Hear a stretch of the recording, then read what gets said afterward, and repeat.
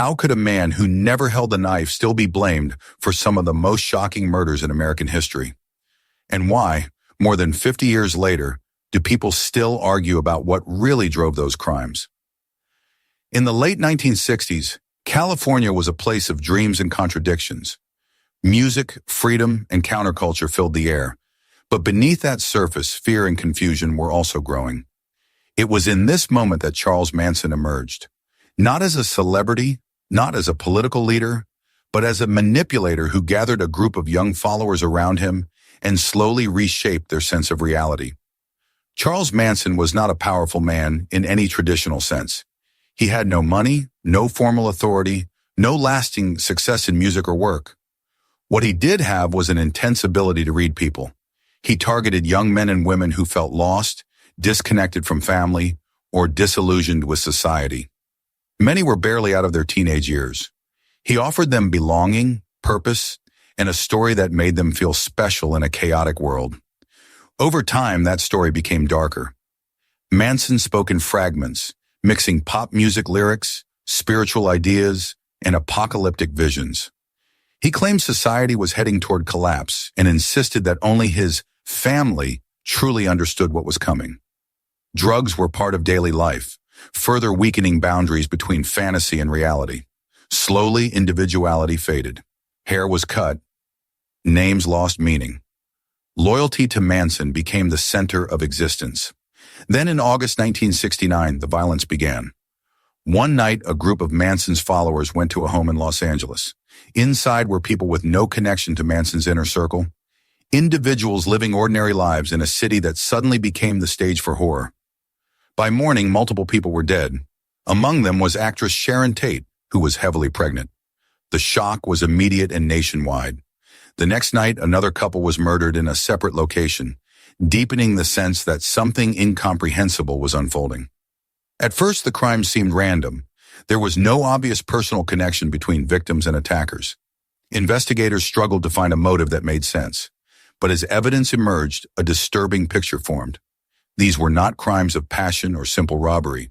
They appeared theatrical, meant to send a message, though the meaning of that message was unclear. Eventually, authorities traced the murders back to Charles Manson and his followers. What stunned the public was that Manson himself had not physically carried out the killings. Instead, prosecutors argued that he had directed them, shaped the beliefs of his followers, and set events in motion. In court, Manson's behavior only fueled the sense of menace. He spoke in riddles, mocked the process, and presented himself as both insignificant and all-powerful at the same time.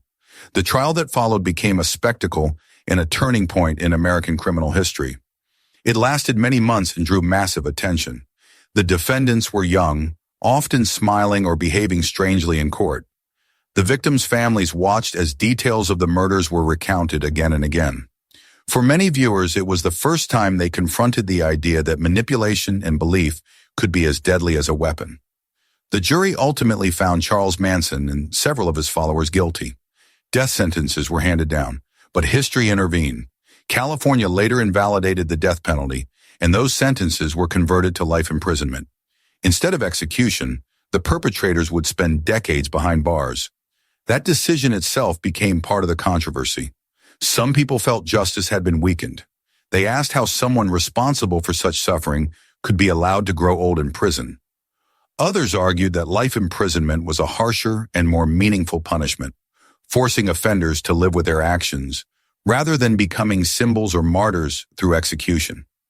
As the years passed, the image of the Manson family changed.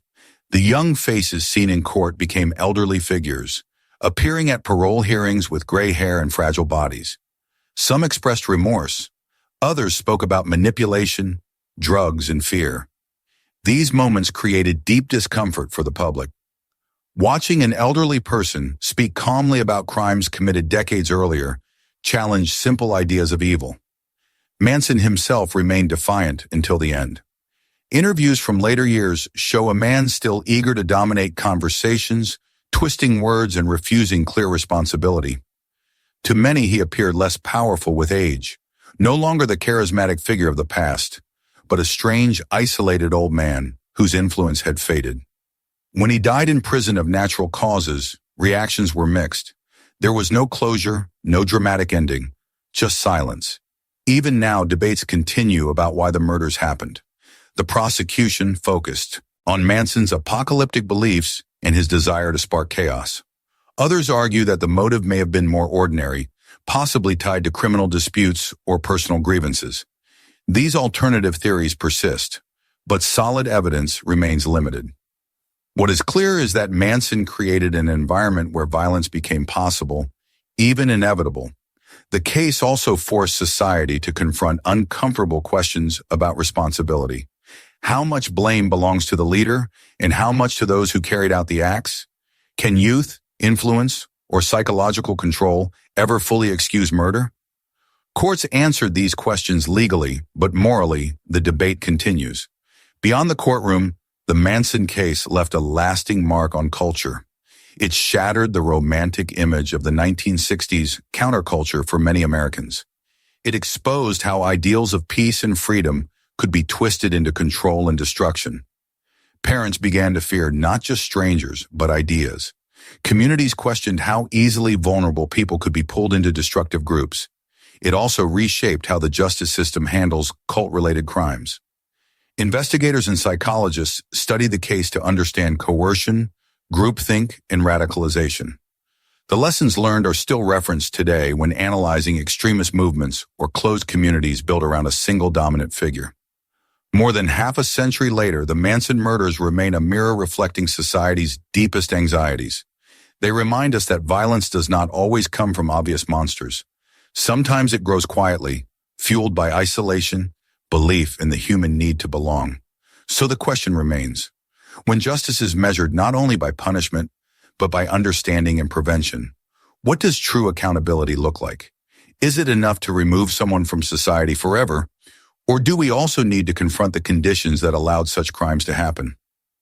What do you think about this case? Share your thoughts below and don't forget to like and subscribe so we can uncover more stories together. This content is compiled and analyzed based on publicly available information and open discussions.